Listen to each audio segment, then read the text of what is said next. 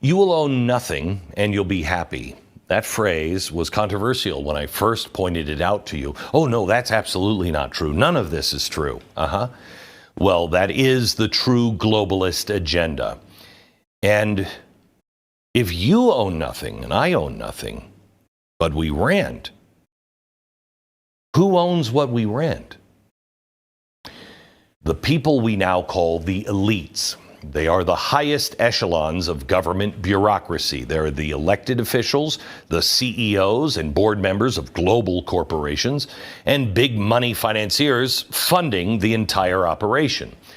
But getting you and I to own nothing and be happy about it, well, that's a process. I mean, how do you go from a country that owns almost everything as individuals to owning nothing? Well, it says right here, our last chance. And that is absolutely true. Please hear me. This is your last chance to change course. We are now at the beginning of the end of this process. So what's the playbook? How do you get us from an ownership-centered society to servitude, where they don't own anything? This is how it works. Here's the playbook for control. The first thing you have to do is erode national sovereignty. It has to go away. Sovereign nations have the power to make their own free speech laws. They make trade deals one-on-one and shun massive global trading blocs because they're concerned about what's right for their people. They dictate their own response on things like pandemics and natural disasters. They set their own monetary policy, and they conduct foreign policy based on their interests. Borders? Of course, borders if you're a sovereign nation, but if you are eroding sovereignty, you've got to get rid of those borders. Next, the most valuable resources and commodities must be locked down. You can't have access to them without going through a third party, the government. Food, water, shelter, and energy. Now, Marxists call this the seizing of the means of production. But we're dealing with 21st century fascists. They, the globalists, make partners with the leaders in industry and finance. These are now called public-private partnerships. They cut out the middle and lower producers by making costs so high that capitulation is the only choice you'll have. You want food and water? Well, you just go to the approved supplier. You want shelter?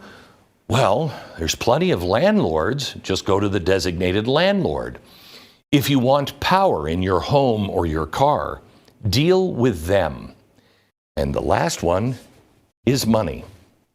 In short, you can't have any. Acquired wealth has to be destroyed, at least at your level. They will find ways to drain your bank and your savings account. They're doing it right now. They'll erase retirement plans. How's your retirement plan doing? And anything and everything they will do to ensure that every time you are in the need of something, there is only one source to get it from. Now, take a look at the world that we're now living in, sticking with this globalist playbook, okay? National sovereignty begins with national borders, and the erosion of those borders have led to massive protests all over the world, all in Western countries. The most recent have been happening in the UK, but it is everywhere in Europe. Just a couple of months ago, the same thing was going down in Ireland. The government of both Ireland and the UK are blaming everything on the far right. Does that sound familiar? Some of them have been overly antagonistic, even violent. That's not good, but that doesn't change the fact that in Ireland, 22% of the population is now non-citizen. 22%. It's not racist to point that out. It's not racist to see the strain that this is having on housing, pensions, jobs, on society in general. What are these? It's an overwhelming of the system. These are Cloward and Piven's strategies to overwhelm a system towards full-on collapse. These are globalist policies, and it is not racist to call them out. The immigration protests in Europe mirror the frustration we're seeing here in the United States. Even on Staten Island, we haven't seen violence that Europe has had yet, but remember, what these policies ultimately lead to overwhelm the system and collapse the country. It is only a matter of time before it boils over. I don't want that. You don't want that. We want the policies changed, but the agents of chaos do not, and they are the ones actually running the Western world. Later in the show, I'll show you how else national sovereignty is being eroded through other ways. Massive trade blocs, UN-designated rules and regulations, the destruction of free speech. It's being done now with one thing in mind, to make every soul on earth move in one parallel direction. Okay, so what about number 2, lock down resources and commodities, food, water, shelter, and energy? Well, this is where the climate agenda comes in. Energy production and food have all been sacrificed in order to make a clean planet. Why would the Biden-Harris administration go buy energy and oil from a third-rate dictator in Venezuela instead of selling the oil from his own country? Why? Farmers in Europe have been rising up all over in the past few years. Take a look at this article. Quote, frustrated farmers are rebelling against EU rules. The far right is stoking the flames. You don't have to stoke the flames. There it is again. Anytime there is a pushback against a globalist agenda, it's not ever because of the destructive policies. It is the fault of the far right. Soon, America, you will lose, I will lose, the ability to talk to you like this. You will have to find the truth on your own very soon. I will tell you that YouTube just took away some of my privileges to use YouTube. Why? Because I said something about England, and it wasn't controversial if you believe in the truth. But England found it controversial. So England, their laws, their rules now are applied to American companies, and they had to do it. It's unbelievable. It's the policies. Farmers are losing their ability to make a living. Communities are losing their ability to feed their families. But yeah, you know, it's the far right. Protests over food and fuel shortages in Europe surged in 2022. And it is going to get worse unless Donald Trump kicks this watermelon wide open. Europe is a few years ahead of us, maybe a few months. But we are pursuing exactly the same policies. I mean, I will tell you, whether it's farming or business, in Parliament and in the Congress, no matter where you are in the Western world, they are passing the same laws word for word. How is that happening? American farmers are sounding the warning, and I revealed something on today's radio show that is extraordinarily important from the USDA. They are starting the land grab right now and locking up the land. They're also saying that the amount of spending needed to transform American agriculture will have one result. Quote, ultimately, the result could be the consolidation or sale of family farms and ranches. That is the exact opposite of what you would need to do to be a stable nation. That's exactly the result the entire green agenda is going for. And then, finally, you have money. You and I can't have any. And you won't. When the Fed introduces its digital currency, they will own that. And they will tell you how you can spend it. Out of all of the globalist policy protests all over the world, these are the least reported on. And I wonder why. Despite that, the S&P Global marked the rising cost of living as the main factor of the protest in 2023. But watching the news anywhere in the Western world, you wouldn't get that. The leading economies in Europe and here in America were all protesting the fact that no one's money seems to be buying anything anymore. I've read a Rudyard Kipling poem on the air for almost 20 years now, and I have to tell you, it is so true. The one line, there will be plenty of money. Oh, they're printing it every night. There will be plenty of money, but nothing your money can buy. It's weird. It's weird that this is happening in all Western countries, but we're the only ones with Donald Trump, right? And you never hear about the money protests, do you? In 2022, skyrocketing prices were being protested in more than 90 countries. Did you hear about those? Never fear, you're probably going to hear all about this at the DNC this week. The economic data from July looks like inflation might be cooling. We're saved. Our savior is here. Well, they're not showing the other economic data from July. This is the balance sheet for the federal government from July. Spending remains at an all-time high. Last month, we recorded $244 billion deficit in 1 month. There's still a couple of months left on this year's fiscal calendar. We might want to pay attention. Here's where we were as of July. We are reapproaching pandemic-level spending. Why on God's green earth are we spending this much? What are we getting in return? July marked our second largest deficit in history. 25% of our tax revenue goes to paying off the interest alone, and we have just begun. Last year, our debt to GDP was 123%. Once you hit 120, you're off the rails. Now, this tracks with the rest of the Western world that is currently ensnared in a globalist takeover. They have to impoverish us. In the end, who's on the hook for all of that money that we've borrowed? You are. You are. I am. Every citizen. On average, the European Union was 83% debt to GDP. The numbers are even worse when you look at their largest economies. Coincidentally, they're also all NATO countries.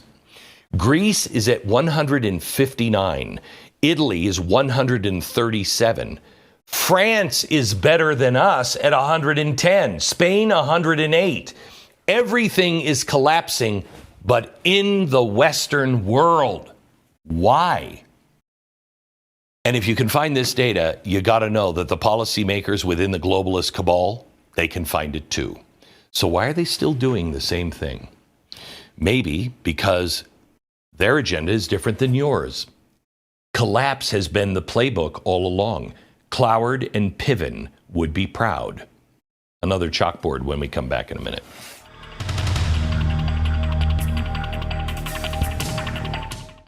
The problem is that most of us have only known relative peace and comfort our whole lives.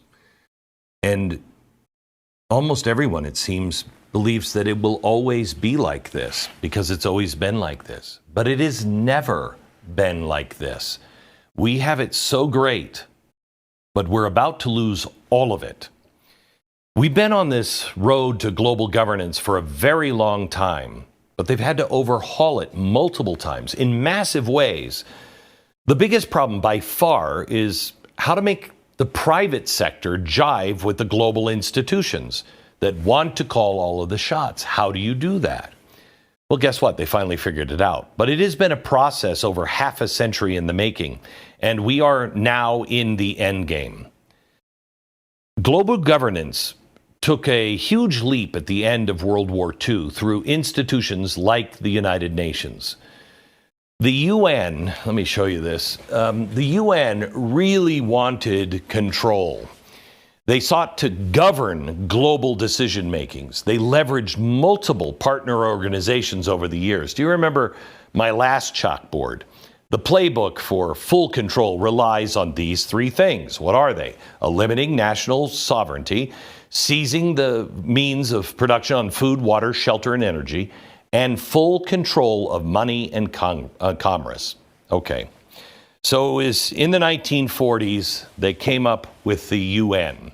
And the United Nations worked in tandem with new organizations like the World Bank, the International Monetary Fund, and the World Trade Organization. The global financial system turned completely upside down, and that included trade laws between the most powerful nations in the world. But they still had a pesky problem. That national sovereignty thing kept getting in the way. Nations were just setting their ships out to sail on their own navigational charts. That had to change. Well, the answer came in 1992 with the UN's Agenda 21. This set the standard for international governance cloaked in guidelines.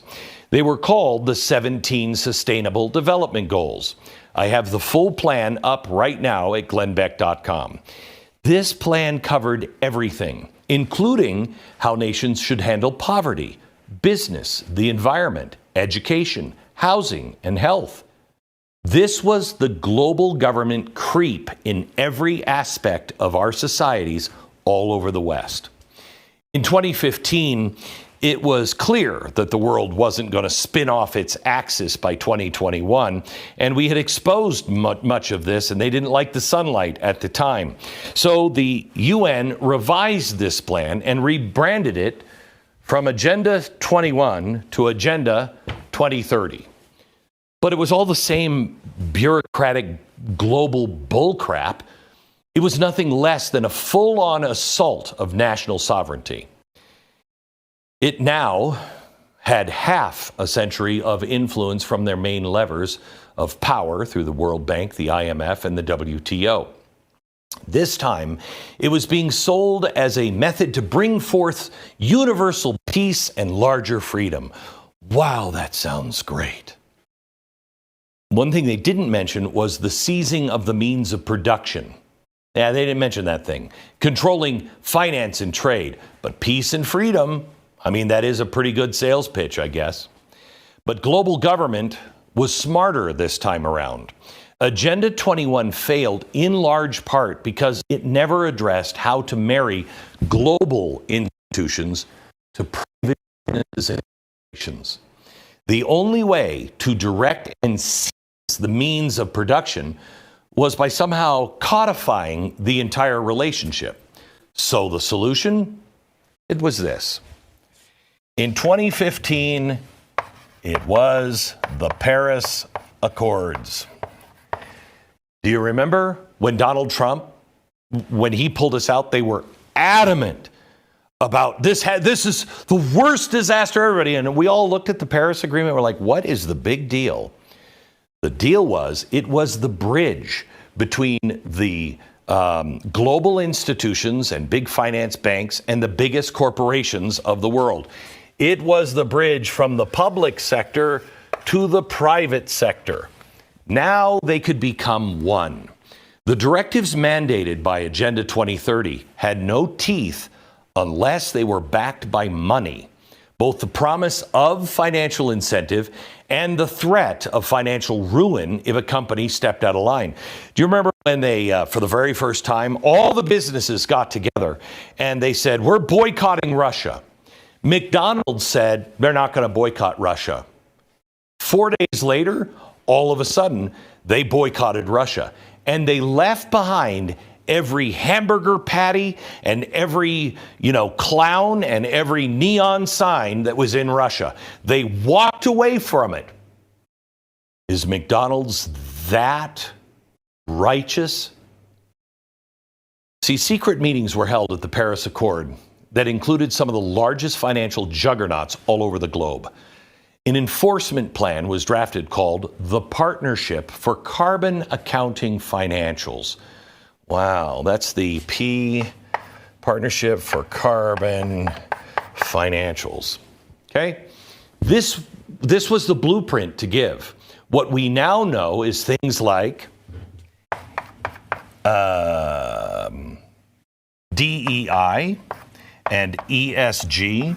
It gave them teeth, actual teeth. As per their website, this blueprint was brought to the United States by the largest trade union owned by the Bank of America, and that was SEIU. Yes, the famed labor organization. They have the amalgamated bank.